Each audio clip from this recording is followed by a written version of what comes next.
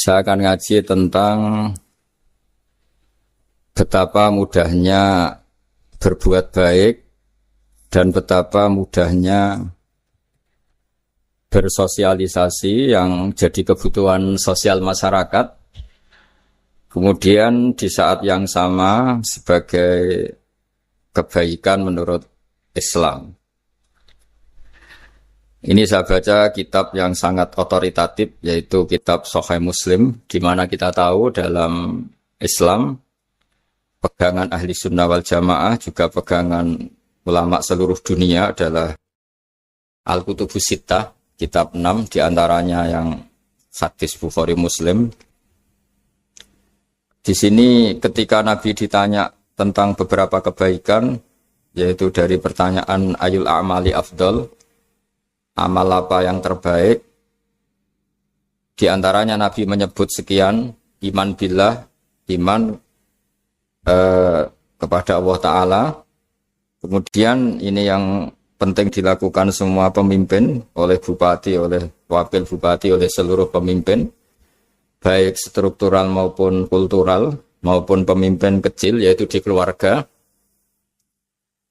Yaitu Nabi ngendikan di antara misi Islam adalah memperdekakan budak. Kemudian ada yang lagi tanya lagi, fa'illam af'al. Lalu dari sekian kebaikan yang butuh biaya itu saya tidak mampu melakukan ya Rasulullah. Kalau nyumbang masjid saya tidak mampu. Kalau berbuat bikin fasilitas umum saya tidak mampu. Ada yang sekian pertanyaan dari sahabat, kalau misalnya kebaikan yang butuh biaya kami tidak mampu, termasuk di sini disebutkan kemampuan berhaji, kemampuan zakat, kemampuan sedekah. Kalau semua itu kami tidak mampu ya Rasulullah. Kata Nabi, tu'inu sani'an aw tasna'u li akhrat.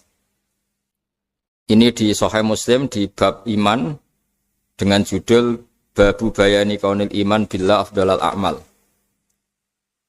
Kalau saya tidak mampu semua melakukan itu ya Rasulullah, yaitu melakukan kebaikan yang butuh biaya. Kayak bangun masjid, bangun jalan, bangun fasilitas-fasilitas publik. Tu'inu sani'an aw tasna'u li akhrat. Tu'inu nulungi sira sani'an ing wong sing ahli sun'ah, ahli kreatif, atau ahli, kalau orang sekarang itu bilang dia pekerja. Dia pekerja rumahan atau production house atau apa saja. Aw tasna'u li akhrat. Atau kamu membantu orang yang tidak punya pekerjaan. Terus sahabat masih tanya, aro'aita indo'iftu an ba'dil amal. Kalau semua kebaikan aktif saya tidak mampu melakukan ya Rasulullah, kebaikan menolong orang lain, kebaikan yang bersifat aktif. Jawabnya Nabi, dan ini pegangan saya, pegangan kita semua, panduan dari Rasulullah SAW, Nabi ngendikan, takufu syarroka anin nas fa innaha shadaqatun minka ala nafsik.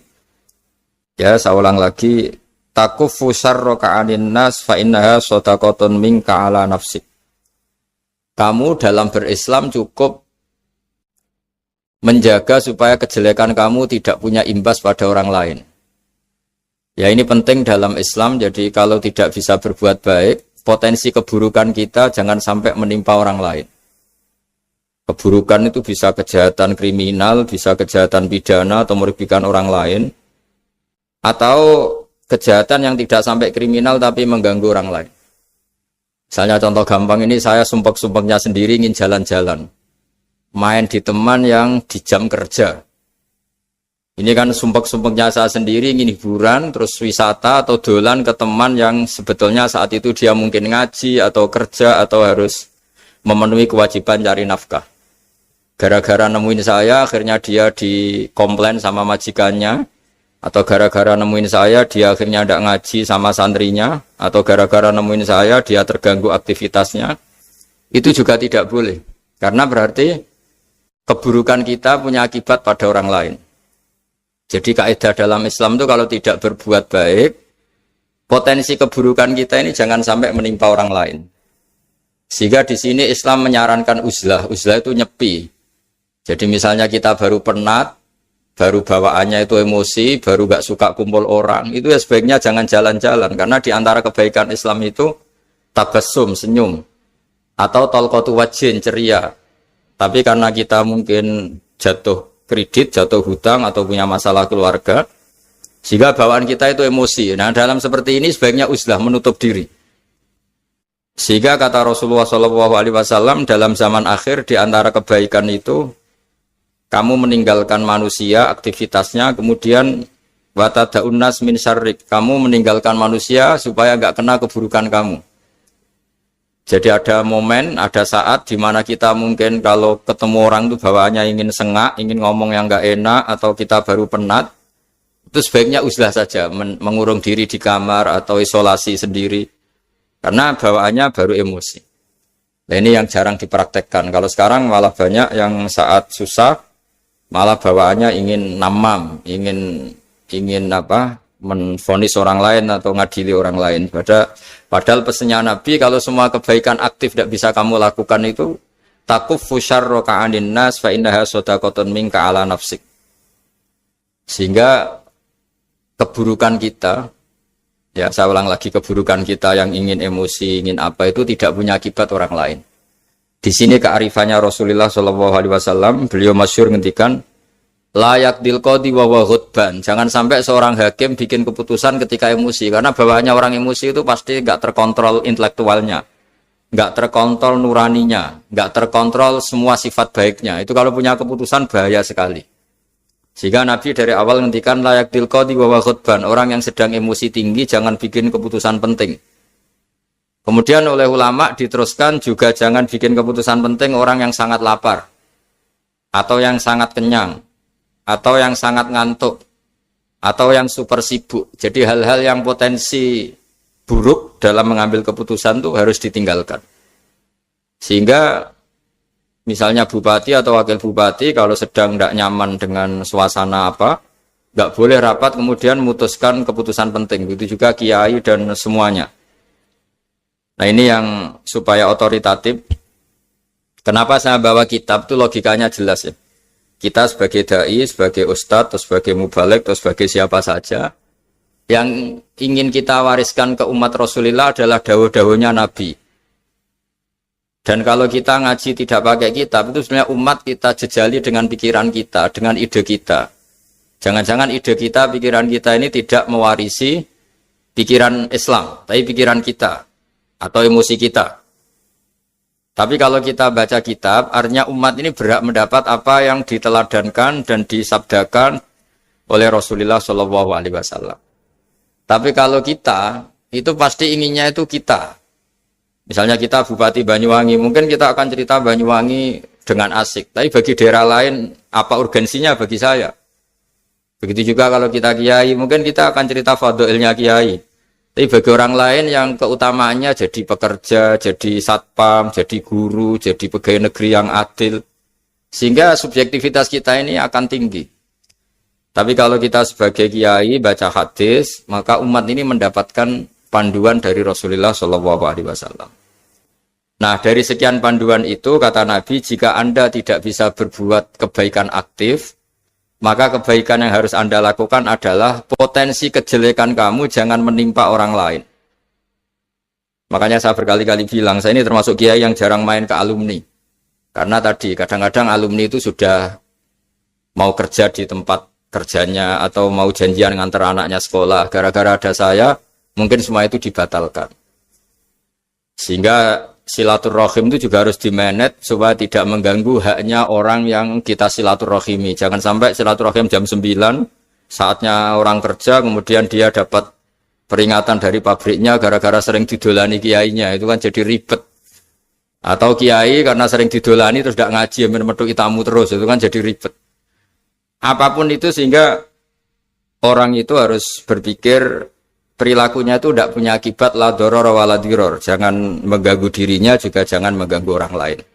Ini oleh Nabi disebut takuffu syarra ka'adin nas fa innaha shadaqatun minka ala nafsik. Sifat buruk kamu itu harus dijaga supaya tidak menimpa orang lain, dan itu berarti menjadi sedekah kamu atau amal kamu pada diri kamu sendiri. Jadi ini penting dimaklumatkan ke semua kita bahwa saat kita tidak bisa berbuat baik aktif, misalnya nggak bisa sedekah, nggak bisa menolong orang, setidaknya keburukan kita tidak menimpa orang lain. Nah, termasuk keburukan yang terselubung adalah kita punya pikiran yang menurut kita ini hebat, tapi bagi orang lain mungkin bahaya. Misalnya kita punya pikiran ingin jadi orang kaya raya yang dermawan. Itu artinya kan pikiran baik karena ingin jadi dermawan. Tapi artinya bayangkan orang lain tuh miskin semua butuh derma kamu. Mana mau orang lain kamu bayangkan miskin butuh derma kamu. Orang lain juga bayangkan dirinya kaya gak butuh derma kamu. Itu namanya kebaikan yang subjektif. Kamu ingin jadi kiai yang ngajarin orang banyak. Oke, itu baik. Tapi kan berarti kamu bayangkan orang lain gak bisa ngaji terus kamu saja yang bisa ngaji sehingga kamu yang ngajarin. Ya sudahlah, kebaikan itu udah usah muluk-muluk seperti itu. Jadi apa yang ditakdirkan kita jadi bupati ya jadi yang baik, menolong pekerja-pekerja yang baik. Saya kemarin diceritain banyak oleh Mas Anas aktivitas Pemda Banyuwangi yang menolong banyak orang, juga masyarakat juga saling menolong dan seterusnya dan terusnya. Jadi ini jelas maksud saya supaya bupati dan semuanya pemimpin melakukan kebaikan itu berdasar panduan dari Rasulullah SAW, di mana di antara aturan yang dianjurkan beliau adalah aktivitas kita sebagai manusia adalah tu'inu soni'an au tasna'uli akhraq. Ya, saya ulang lagi. Saya ulang teks hadisnya secara lengkap supaya dapat berkahnya Rasulullah SAW. Ada beberapa pertanyaan dari sahabat, ya Rasulullah, jika saya tidak bisa berbuat baik yang berbiaya atau tidak bisa berbuat baik yang aktif, apa yang saya harus lakukan? Nabi ngendikan tu'inu shani'an aw tasna'u li asra. Kamu membantu orang yang pekerja atau kreatif, orang-orang yang kreatif atau pekerja apa saja kamu bantu dan bantu orang yang tidak punya pekerjaan. Terus ditanya lagi, qultu ya Rasulullah ara'aita in dha'iftu an ba'dil amal. Bagaimana kalau itu pun saya tidak bisa ya Rasulullah? Terus Nabi ngendikan tafuqifu syarraka 'anin nas fa innaha shadaqatun minka 'ala nafsik. Yang penting keburukan kamu tidak menimpa ke orang lain dan itu bagian dari sedekah kamu. Nah, perlu saya ingatkan ke semua kita lah. Makanya pentingnya membaca umat Islam dengan ilmu ushul fikih. Saya berkali-kali bilang, jika ada seseorang tidur, itu jangan kamu baca sebagai tidur yang meninggalkan tahajud, meninggalkan sholat qiyamul lail, meninggalkan wiridan di malam hari. Tapi juga bacalah saat itu dia tidak dugem, tidak maksiat, tidak narkoba. Sehingga barokahnya ilmu itu ada respek pada umat Islam yang tidur. Karena tidur itu juga ada fungsi meninggalkan sekian maksiat, sekian kriminalitas. Tapi kalau kita kulino tidak baca dengan ilmu, maka melihat orang tidur itu ya kayak meninggalkan tahajud, meninggalkan wiridan, meninggalkan qiyamul lail. Sehingga bawaannya kita ini akan kurang respect. Tapi kalau kita membacanya dengan ilmu, orang yang tidur di malam hari, maksudnya ya sudah sholat isya, itu ada sekian potensi maksiat yang dia tinggalkan. Dia tidak ngerasani orang, tidak adu-adu orang di medsos, dia tidak dugem, tidak meninggalkan. Pokoknya ada sekian kebaikan dalam saat tidur itu. Ini barokahnya ilmu. Tanpa ilmu kita tidak bisa respect seperti ini. Karena bawaannya akan, oh ini malam-malam tidak tahajud, tidak wiridan, tidak apa. Tapi kalau kita dengan ilmu, itu akan membaca dengan tidur, artinya orang tidak maksiat, tidak dugem, tidak ngerasanin orang, tidak ngata-ngatain orang. Nah di sini Sadaqallahul Azim ketika ngendikan wa min ayatihi manamukum billaili wan nahar. Termasuk ayat Allah itu orang tidur. Maksudnya tidur yang dengan dimaknai positif tadi, bisa istirahat, bisa meninggalkan maksiat, bisa apa-apa. Nah ini di sini hebatnya Rasulullah SAW ketika beliau memandu kebaikan. Di antara kebaikan itu apa? Takuffu syarraka 'anin nas fa innaha shadaqatun minka 'ala nafsik. Kamu, potensi buruk kamu atau keburukan kamu jangan sampai menimpa pada manusia, pada orang lain, dan itu bagian dari sedekah kamu. Ya, saya mohon maaf sama Bu Bupati, sama semua Pemda, sama Wakil Bupati karena saya tidak bisa lama-lama. Saya punya wadifah. Tadi ini pun sudah ngurting ngaji saya karena saya harus ikut ngaji di sini. Dan mari sama-sama berdoa. Al-Fatihah. Jadi status gambaan ini kita mantapkan dulu. Jangan ada status lain kita di depan Allah kecuali status kehambaan. Saya punya analogi dan itu saya ulang-ulang karena di antara ciri Quran itu mengulang-ulang sesuatu yang harus jadi pegangan. Saya ulang lagi, di antara ciri Quran itu mengulang-ulang sesuatu yang jadi pegangan. Jika kita belajar ilmu fisika atau ilmu apa saja, maka kita akan bicara materi sesuai statusnya. Jadi kita harus latihan untuk iman kepada Allah. Saya tanpa mengurangi rasa hormat, saya memberi contoh begini ya. Ini jam, materinya dari besi. Ini kertas, materinya ya kertas. Tentu secara fisik, orang akan bilang jam ini lebih kuat timbang kertas. Dan itu pasti dibenarkan dari segi materi. Tapi kalau Anda beragama dan Anda tahu bahwa pengendali alam raya ini Allah Ta'ala, maka kamu akan bilang, terserah Gus Baha. Gitu. Bisa saja jam ini saya punya niat saya hancurkan, kertas yang lemah ini saya simpan. Sehingga jam tangan ini 5 menit lagi saya hancurkan sehingga benar-benar rusak. Sementara kertas ini saya simpan sampai bertahun-tahun awet. Nah, kira-kira seperti itulah ilmu manusia. Sesuatu yang kita sangka kuat, ternyata Allah punya rencana menghancurkan itu. Dan yang kita sangka lemah, ternyata Allah punya rencana untuk mengabadikan itu. Nah, di sini pentingnya iman lahu maqalidus samawati wal ardh. Sedianya Allah yang mengendalikan semua. Jadi jangan mentang-mentang kita punya ilmu bahwa materi besi itu lebih kuat timbang kertas, terus kita pastikan bahwa besi lebih awet ketimbang kertas. Kita sisakan satu keyakinan, terserah Allah, terserah pengendalinya. Nah itu agama, bilang terserah pengendalinya itu agama. Ya mungkin tadi aja problem sinyal, saya ulang lagi. Ibarat saya ini megang jam tangan, yang materinya dari besi. Ini kertas yang materinya lemah. Tentu kita akan bilang bahwa jam atau besi lebih kuat ketimbang apa? Kertas. Tapi Anda salah. Anda harusnya ngomong bahwa terserah pengendalinya.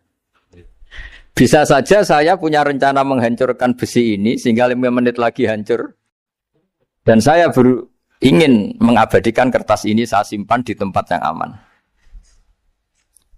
Nah kira-kira agama itu bukan anti ilmu. Sehingga agama boleh kamu mengatakan besi ini lebih kuat ketimbang kertas. Tapi harus kamu tambahi dari segi materi. Tapi kalau dari segi pengendalinya maka kita jawab terserah Allah Subhanahu wa ta'ala. Nah ini di sini pentingnya beragama. Jadi meskipun Mars tuh kayak apa kuatnya, bumi, gunung kayak apa kuatnya. Ternyata gunung yang kita kira kuat, ternyata nyimpan magma yang potensi meledak. Yang gunung kecil, yang kelihatan dari pasir kecil yang tidak berdaya, ternyata nggak nyimpan magma, jadi nggak direncanakan untuk diledakkan. Itu, nah agama itu seperti itu, yang disebut di surat Yasin misalnya Allah itu siapa? Biyadihi malakutu kulli, yang dalam kendalinya itu semuanya di alam raya ini. Sehingga di kehidupan nyata juga sama. Ada orang yang nekuni ilmu ekonomi, tapi miskinnya Masya Allah. Ada yang gobloknya Masya Allah tapi kaya. Ada kiai yang punya doa banyak, hidupnya biasa. Yang nggak punya doa kaya. Itu saya pernah baca di sebuah hadis qudsi. Ada riwayat begini. Nabi Musa ketemu Allah ditanya. Limadza kata Allah. Kenapa saya memberi rezeki orang yang bodoh? Mak itu orang yang bodoh sekali. Kadang tak ciptakan dia jadi orang kaya. Dan yang pintar ekonomi kadang tak ciptakan jadi orang miskin. Si Nabi ini tanya, kenapa ya Allah? Supaya dia tahu yang mengendalikan rezeki itu saya, bukan ilmunya dia. Katanya. Jadi banyak orang, misalnya kita yang pintar, dipekerjakan orang yang nggak pintar. Yang punya pabrik tidak pintar, mengerjakan orang yang pintar. Jadi ya kira-kira agama itu seperti itu. Sehingga dalam kita beragama itu yang paling ditekankan itu tawadhu. Tawadhu itu merasa sopan atau memang sopan betul. Kalau dalam Ihya disebut sekiranya Anda tidak bisa tawadhu secara rasa, tawadhulah secara ilmu. Saya ulang lagi ya, sekiranya Anda tidak bisa tawadhu secara rasa, tawadhulah secara apa? Ilmu. Karena ilmu itu akan abadi. Saya beri contoh begini, saya ini kan misalnya kiai di kampung saya atau di kecamatan saya. Saya mungkin bisa merasa hebat karena saya tokoh di sini. Tapi pastikan sebelum ada saya yang bernama Baha ini, agama sudah jalan. Dan di daerah lain yang nggak kenal saya juga agama sudah jalan. Betapa tidak pentingnya saya di kawasan-kawasan yang nggak butuh saya atau di era yang sebelum ada saya. Nah dengan ilmu seperti itu orang pasti tawaduk karena dia tahu daerah yang nggak ada saya ternyata ya ada masjid, ada agama. Periode yang sebelum ada saya juga agama jalan. Sehingga kita tidak kumo luhur, wah kalau nggak ada saya agama nggak jalan. Zaman Wali Songo tidak ada saya agama ya jalan. Ekonomi juga gitu. Kalau Anda pakar ekonomi yang mensejahterakan rakyat, cara tawaduk itu kalau nggak bisa dengan rasa, dengan ilmu. Sebelum ada kamu banyak orang kaya. Banyak orang yang nggak kenal kamu juga kaya. Banyak periode yang saat itu udah ada Anda juga kaya. Berarti Anda ini tidak siapa-siapa. Makanya saya pernah didatangin seorang profesor. Ini kisah nyata. Gus, sebetulnya saya dengan bapak saya itu pinter mana. Bapak saya itu tidak tamat SD. Tapi saya bisa profesor. Saya ini profesor. Anak saya naik kelas saja sudah senangnya bukan main. Setidaknya ini orang bodoh bisa menciptakan orang pinter. Yang orang pinter kesulitan menciptakan orang pinter lagi. Nah, kalau kita tidak bisa tawaduk secara rasa, tawaduklah secara ilmu. Ikhlas juga gitu. Saya sering ngajarkan ikhlas di beberapa kesempatan ngaji. Kalau Anda tidak bisa ikhlas secara rasa, ikhlaslah secara ilmu. Pasti bisa. Bukan mungkin bisa, pasti bisa. Secara ilmu. Makanya di Quran disebut fa'lam annahu la ilaha illallah. Ilmu. Fa'lam itu dari kata ilmu. Saya beri contoh. Saya mulai kecil sampai sekarang. Sekarang saya sekitar umur 50 tahun. Mulai kecil sampai sekarang itu ya bilang kalau kertas ini putih. Itu ya ada yang gaji, ada yang bayar. Tapi saya selalu bilang kertas ini putih. Yang hitam ya saya katakan hitam, yang merah saya katakan merah. Kenapa? Karena itu fakta. Saya ulang lagi, karena itu fakta. Sehingga saya untuk mengatakan putih tidak perlu ada yang bayar. Sehingga ketika kita latihan sholat, latihan ibadah, dan mengakui Allah itu sebagai Tuhan kita akan malu. Loh, faktanya Allah itu kan Tuhan. Mau mengatakan fakta kok minta upah ini gimana? Kita mengatakan Allah Tuhan itu sama dengan mengatakan kertas ini putih. Sama-sama itu fakta. Sama seperti saya mengatakan Pak Jokowi itu presiden kami. Itu kan fakta. Masa nunggu kalau dikasih BLT katakan presiden. Kalau enggak ya enggak. Itu kan ribet jadi. Pak Manut misalnya rektor UGM. Mbok saya enggak digaji di sana atau enggak kerja di sana bilang kalau beliau itu rektor. Pak Ganjar gubernur Jawa Tengah. Mbok saya dikenal apa enggak ya beliau tetap gubernur.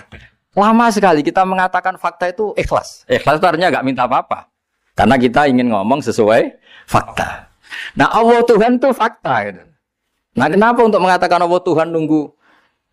Dah saya ini Tuhan kamu. Ya nunggu dulu Gusti kalau engkau masukkan kami ke surga, engkau Tuhan. Kalau enggak ya enggak jadi. Tidak bisa seperti itu. Ya Allah tetap Tuhan. Nah kalau Anda tidak bisa ikhlas secara rasa, ikhlaslah secara ilmu. Ilmu ya tadi kita akan selalu bilang yang putih, putih, yang hitam, hitam.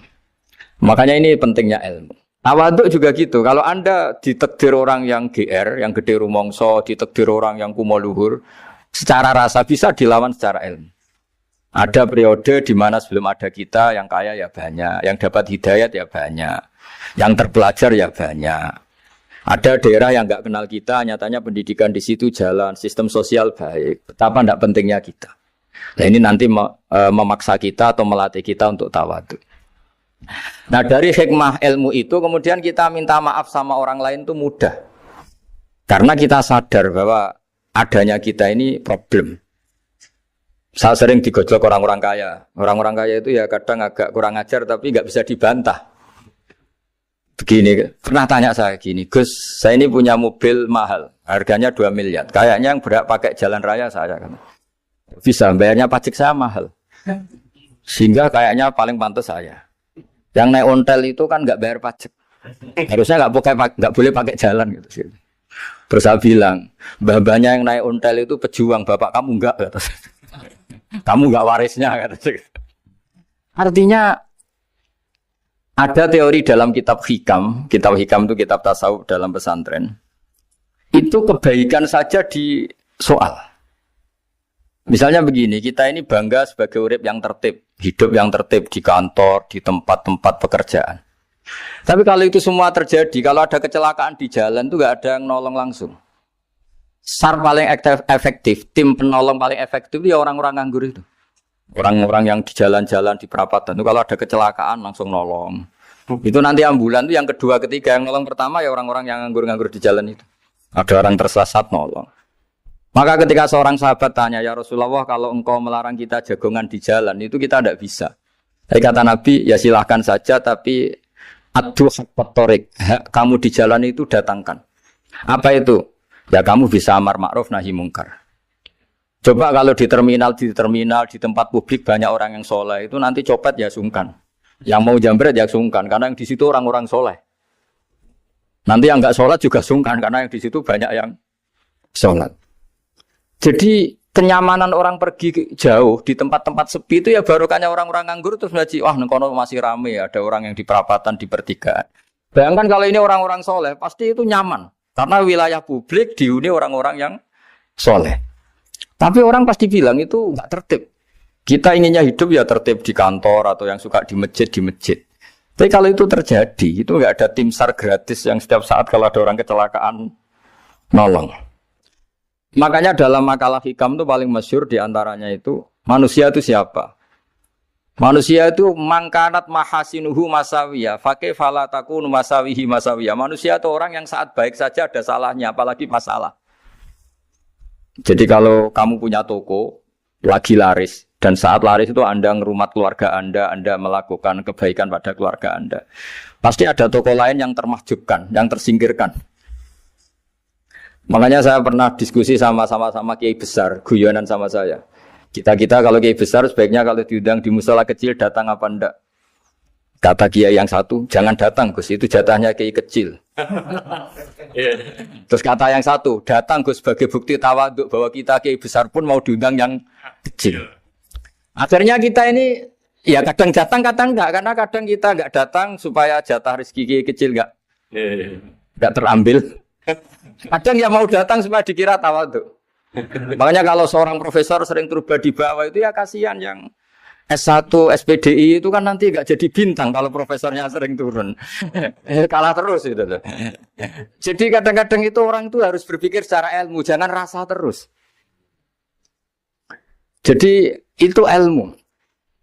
Jadi semua yang kebaikan yang kita lakukan itu secara ilmiah bisa diperdebatkan. Ada orang senang ngomong serius supaya bangsa ini maju. Tapi bapak saya itu pesan saya, kamu kalau ngiyai itu jangan sering ngomong serius kan. Masyarakat sudah capek mikir utang, mikir keluarga. Begitu sowan kiai dijak ngomong serius lagi nanti capek kan. Sehingga kiai-kiai dulu itu kalau ketemu orang ya guyon terus. Karena tahu masyarakat sudah capek. Sudah banyak yang takut tanggal kredit gitu. Sudah takut tanggal kredit, takut problem sowan kiai diancam neraka lagi, itu kan ketakutan berkali-kali.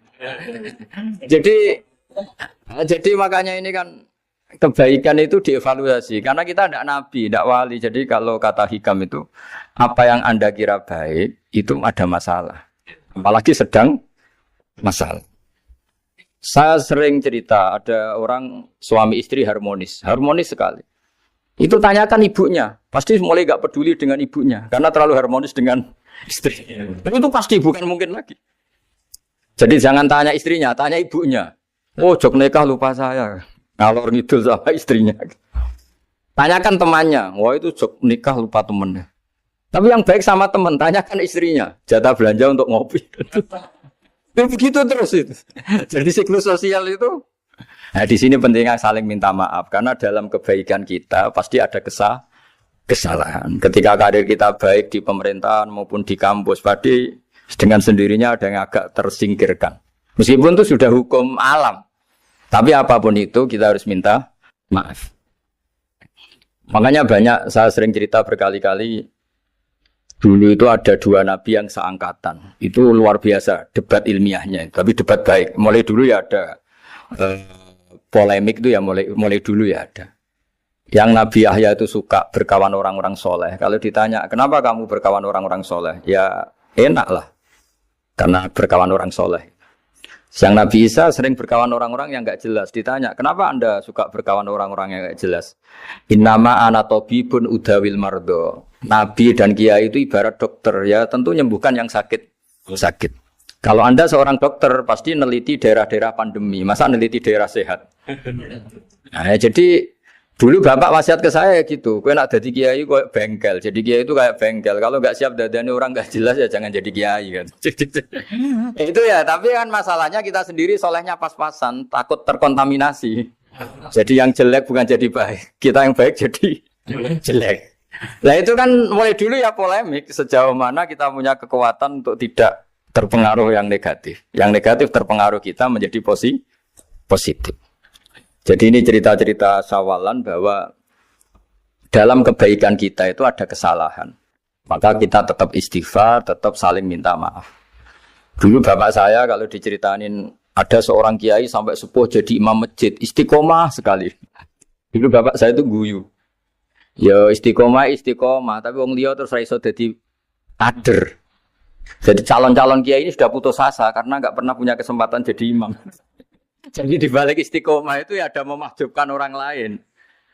Makanya alhamdulillah di Indonesia itu ada pegawai pensiun. Kalau enggak habis itu. Karena yang anyar-anyar itu mesti ini kurang pengalaman, ini kurang senior. Tapi barokahnya ada pensiun kan gantian. Masalahnya di dunia kiai itu udah ada pensiun. Tambah sepuh tambah mantap, tambah sepuh tambah mantap. Nah itu sebaiknya ya mulai mundur-mundur sedikit dari imam masjid itu. Ya nyari-nyari yang lain lah supaya ada kaderisasi, ada. Jadi intinya itu di balik kebaikan yang kita lakukan pun itu ada masalah sehingga kita butuh istighfar. Di sini pentingnya dawuhnya para wali-wali, dulu ada istilah wastighfaruna yahtaju ilal istighfar. Ketika kita minta maaf, sebetulnya minta maaf sendiri itu butuh minta maaf lagi. Minta maaf lagi itu butuh minta maaf lagi. Misalnya saya dengan Mas Hilmi ini akrab, pernah pakai uangnya misalnya. Itu kadang kita bayar itu malah tersinggung, kok kayak orang lain saja bayar. Minta maaf juga gitu, kalau kamu punya teman akrab, terus minta maaf resmi itu tersinggung. Kayak wong liya ae jaluk sepuro. Jadi kadang jaluk sepuro itu malah masalah. Itu kan sama, kamu punya teman akrab terus kalau mau main, assalamualaikum, sakit masuk nopo boten, angsal boten.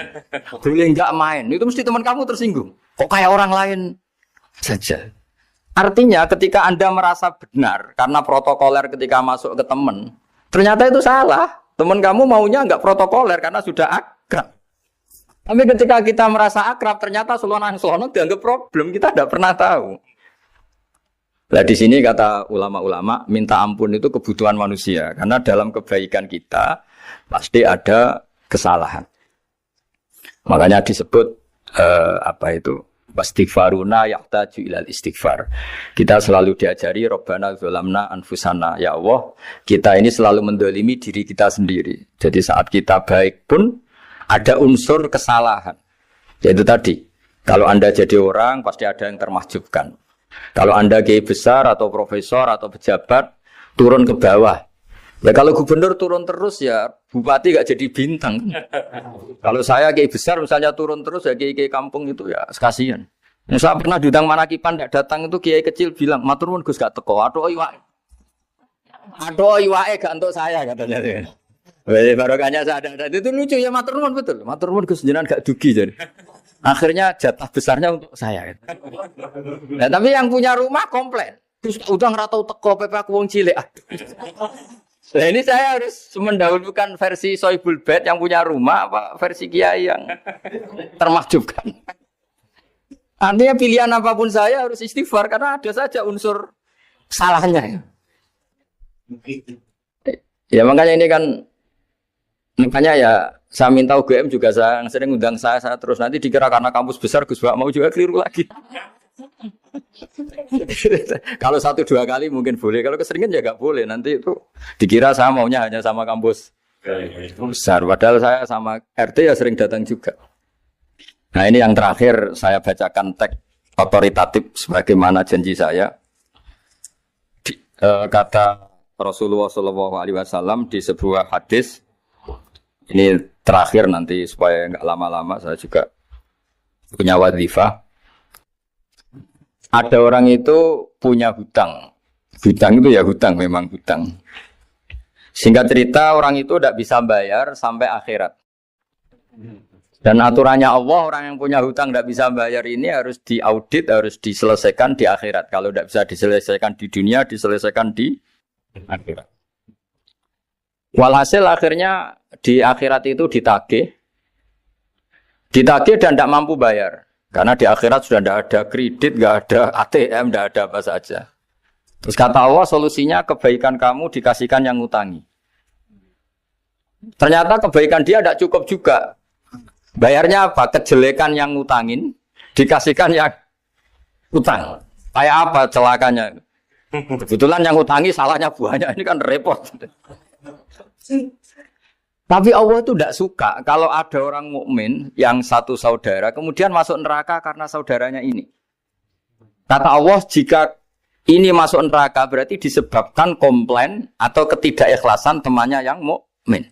Masa orang mukmin menyebabkan mukmin yang lain masuk neraka? Allah tidak ingin. Makanya di antara nikmatnya beragama itu ukhuwah, persaudaraan. Baik persaudaraan atas nama iman atau atas nama kebangsaan atau atas nama kemanusiaan. Akhirnya si yang ngutangi ini tadi, jangan dibahasakan kreditur, nanti kita kayak bank, yang ngutangin lah nanti. Ya bahasa gampangnya yang ngutangin, karena tidak semua orang ngutangnya sama bank. Sama Allah ditunjukkan satu surga yang luar biasa. Nanti tak baca teks Arabnya ya, supaya dapat berkahnya bahasa Arab. Terus saking mewahnya surga itu, si yang ngutangin tanya, ya Allah itu untuk nabi siapa? Karena semewah itu pasti untuk kelas nabi. Atau untuk wali siapa? Katanya, terus kata Allah, sabda Allah, untuk siapapun yang mampu membeli. Lalu siapa yang bisa membeli surga semewah itu? Kamu bisa. Terus, dengan apa ya Allah? Kamu mengampuni teman kamu itu. Kamu bebaskan dari utangnya. Nanti tak kasih surga itu. Terus, akhirnya sama Allah, kata orang itu, ya Allah saya bebaskan. Ya sudah, kamu berdua masuk surga.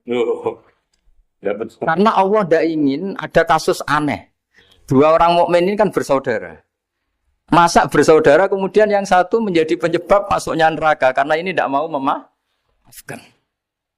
Artinya kalau kita syawalan itu harus benar-benar mau memaafkan, karena kalau tidak Anda menjadi penyebab teman kamu masuk neraka.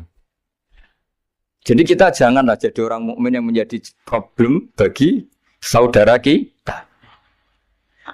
Jadi makanya saya itu berharap ada wali utang saya terus tidak bisa bayar, karena ini masih dibela-belain Allah ini. Karena Allah nggak ikhlas kalau ada walinya masuk neraka. Jadi kalau ada wali utang kamu, itu utangin saja, doain nggak bisa nyaur, no? Nggak bisa bayar. Nanti ini akan dibela-belain Allah di akhirat. Karena wali ini nggak pantas masuk neraka. Ya, jadi kalau ada wali utang kamu mau bayar, sudah tidak usah bayar, nanti di akhirat saja. Lah yang ribet kalau yang kamu utangin dia ahli neraka, kamu nagihnya disuruh masuk neraka. Nah, itu ribet itu. Sudah utang dia ahli neraka. Ya tak baca teksnya supaya ini ada di kitab Ihya halaman 197 juz 2. Status hadisnya waqala sahihul isnad. Kata Imam Hakim hadis ini sahihul isnad. Saya baca Arabnya nanti insyaallah sebagian ya supaya kelihatan teks aslinya di bab hukukul muslim. Nama Rasulullah sallallahu alaihi wasallam jalisun izdhika hatta badat sanayahu. Nabi ketika santai-santai duduk tahu-tahu tertawa sampai gigi depannya itu kelihatan. Jadi tertawa sangat sampai gigi depannya kelihatan. Yang notabene beliau sering hanya senyum, kali ini tertawa betul sampai gigi depannya kelihatan. Faqala Umar radhiyallahu anhu ya Rasulullah bi abi anta wa ummi malladhi adhakaka. Apa yang bikin kau sampai tertawa seperti itu? Qala rajulani min ummati jasaya baina yaday rabbil izzah. Dua lelaki dari umatku sama-sama sungkeman nuntut keadilan di depan Allah. Jasaya itu sungkem. Duduk bersimpuh itu kalau dalam bahasa Arab itu apa? Namanya jasiyah. Faqala ahaduhuma ya rabbi khudli madlamati min hadza. Faqala wa rudda ala akhika madlamata. Qala ya rabbi lam yabqali min hasanati syai'un. Faqala wa ta'ala li talib kaifa tasna'u bi akhika wa lam yabqalahu min hasanati syai'un. Faqala ya rabbi falyahmil anni min auzari. Kalau kebaikannya dia tidak cukup, ya salah saya supaya dilimpahkan ke dia. Terus summa fadat aina Rasulillah sallallahu alaihi wasallam bil buka. Nabi di tengah-tengah cerita itu nangis. senangis-nangisnya karena habis seneng lalu nangis karena ini kan kebaikannya sudah dikasihkan habis cukup nggak cukup. Akhirnya kejelekan yang ngutangin ini diberikan. Makanya kalau kamu ingin masuk surga, utangi orang-orang soleh sebanyak-banyaknya. Dan doain nggak bisa apa? Nyaur. Tapi tak jamin orang soleh itu nggak suka utang. Karena hidupnya sederhana ini. Kayaknya saya tidak akan utang Mas Hilmi itu. Karena orang soleh itu hidupnya sederhana, pasti tidak butuh. Kalaupun utang paling ya untuk makan, kan gampang nyaurnya apa? Terus kata Rasulullah, faqala inna dzalika la yaumun 'azimun yauma yahtadun nasu fihi ila ayyuhmala anhum min auzarihim. Terus fayaqulu wa ta'ala lil mutadzallim irfa basarak. Coba kamu lihat yang di sana itu ada apa?